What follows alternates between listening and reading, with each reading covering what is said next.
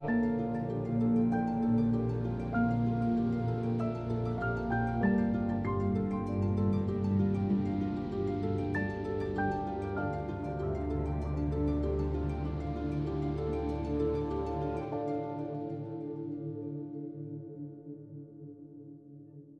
assez autonome, assez indépendante, parce que je dirigeais à l'époque le programme préservation et conservation de l'IFLA, qui était basé à la Bibliothèque nationale à Paris. Donc, j'avais deux patrons, si vous voulez. J'avais la Bibliothèque nationale et j'avais l'IFLA. Et au milieu de ces deux patrons, je me sentais totalement indépendante. Mais parce qu'on me faisait confiance et euh, au niveau du PAC, j'étais obligée de créer un réseau dans les différentes parties du monde pour que ça fonctionne bien. Donc, c'est comme ça que j'ai rencontré, que j'ai été sollicitée d'abord par les archives, et puis ensuite, je pense, par l'UNESCO. Je ne sais plus exactement comment ça s'est passé. Et puis, j'ai rencontré Patrick, et puis j'ai rencontré Dinou. Et puis, Dinou, c'est celui que j'ai le moins rencontré par la suite, parce que euh, Georges était à ce moment-là au siège du Conseil international des archives à Paris, donc on se voyait souvent, on avait des réunions. Et j'avais été contactée en premier lieu par son prédécesseur, Charles Keskeméti. Donc tout ça, c'était une suite de réunions, de rendez-vous. Patrick aussi venait nous parler de la Convention de La Haye dont j'ignorais absolument tout à l'époque. Et puis, il y avait aussi l'aspect euh, des réunions avec l'UNESCO, avec… bon, tout ça, et c'était pratique parce que tout se passait à Paris, en fin de compte. L'UNESCO, c'est à Paris. Le Conseil international des archives était à Paris. Bon, l'IFLA était bien sûr à La Haye, mais moi, j'étais sur Paris. Et en ce qui concernait ICOMOS, Dinou ne venait pas souvent en Europe, mais il y avait euh, une secrétaire à ICOMOS qui s'appelait Gaïa Jungerblot, qui était assez présente, que je voyais souvent, mais qui, elle, ne pouvait décider de rien. Il fallait toujours qu'elle en réfère au président ou au secrétaire général, etc. Tandis que moi, j'étais assez indépendante. Financièrement, j'étais aussi indépendante parce que la Bibliothèque nationale prenait en charge beaucoup de mes déplacements et elle prenait aussi en charge toutes les publications que je pouvais générer, soit pour le PAC, soit pour le bouclier bleu. Et ça, c'était absolument énorme. Un grand merci à la Bibliothèque nationale qui, pendant des années, a supporté le PAC et donc une partie du bouclier bleu.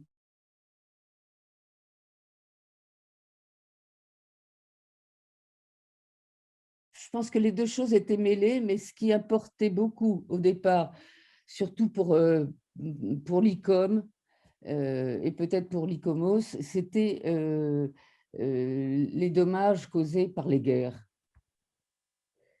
Et moi, j'étais au contraire tout à fait de l'autre côté, puisque mon, si vous voulez, mon travail, c'était de protéger les collections de bibliothèques des incendies, des inondations, de la détérioration du papier, etc. Donc, moi, j'étais tout à fait consciente que les bibliothèques et du même coup les archives, on a le même type de documents la plupart du temps, qui avaient vraiment quelque chose à faire avec les catastrophes naturelles.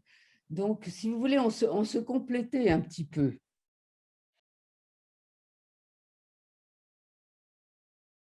Le rôle majeur de ces comités nationaux, c'est d'abord de communiquer sur les dangers qui menacent la culture. C'est aussi de former des gens pour répondre aux catastrophes. Et c'est surtout de communiquer sur l'importance pour chaque institution culturelle d'avoir un plan d'urgence et non seulement un plan d'urgence immédiat, mais d'avoir un plan d'urgence qui soit renouvelé, qui soit réétudié, dont tout le monde, dont tout le personnel soit d'une institution soit impliqué et que chacun sache exactement quel rôle il doit jouer. Et puis, il faut le mettre à jour, il faut le tester, il faut organiser des ateliers, il faut… voilà, moi, je me suis beaucoup occupée de ce type de problème et on a publié, alors je vais vous le montrer, quelque chose qui s'appelle IFLA Disaster Preparedness and Planning, a Brief Manual. Alors, c'est traduit à la fois en français et en espagnol. Et à l'époque, quand c'est sorti, c'était en 2006, je crois, je le distribuais gratuitement à tous ceux qui voulaient. Et ça, grâce à la générosité de la Bibliothèque nationale.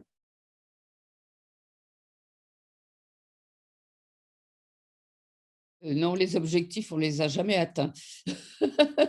Hélas, et ils ne seront jamais atteints, mais il faut toujours essayer. Parce que vraiment, moi, j'avais été à une conférence à Genève, une conférence de la Croix-Rouge, et j'avais été absolument émerveillée en réalisant comment la Croix-Rouge était constituée, comment ça fonctionnait, etc. Et je m'étais rendu compte que si on voulait, si le bouclier bleu voulait être pour la culture ce que la Croix-Rouge était pour les hommes, on avait vraiment beaucoup de travail à faire. Et notamment un travail de récolte de fonds, parce que ce qui nous a beaucoup gênés au départ, c'est qu'on n'avait pas d'argent. Moi, j'en avais un petit peu pour faire fonctionner mon business, si je peux dire, mais c'était toujours difficile. Comment voulez-vous envoyer des équipes pour sauver une bibliothèque en danger ou un musée? Il faut quand même payer des billets d'avion, il faut loger ces gens, il faut du matériel, il faut les avoir formés aussi. Il y a les problèmes de formation, donc il faut organiser des ateliers de formation, ça c'est très important. On en a organisé en France, pas mal. Mais bon, tout ça, ça demande beaucoup d'argent et il faut aussi convaincre les autorités parce qu'on s'est aperçu que bon, tous les États, par exemple en 2003, je crois, ni le Canada, peut-être que je me trompe sur la date, mais enfin, ni le Canada ni les États-Unis n'avaient signé la Convention de 1954.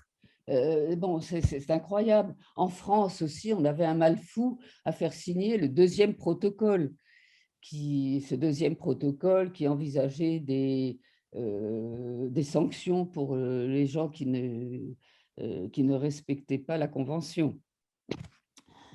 Donc, tout ça, c'était difficile. Il fallait convaincre les autorités nationales, il fallait convaincre les autorités institutionnelles aussi, euh, convaincre un directeur de bibliothèque ou de musée qu'il fallait absolument qu'il fasse un plan d'urgence parce que nous, on avait lancé une enquête auprès des bibliothèques nationales pour savoir quelles étaient les bibliothèques qui avaient un plan d'urgence. On a envoyé 177 questionnaires, je crois, et on n'a reçu que 77 ou 87 réponses.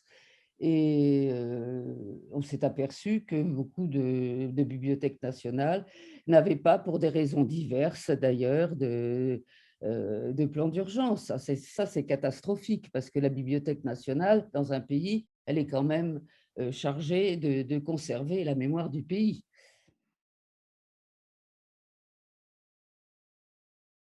Il faut absolument faire de la communication, il faut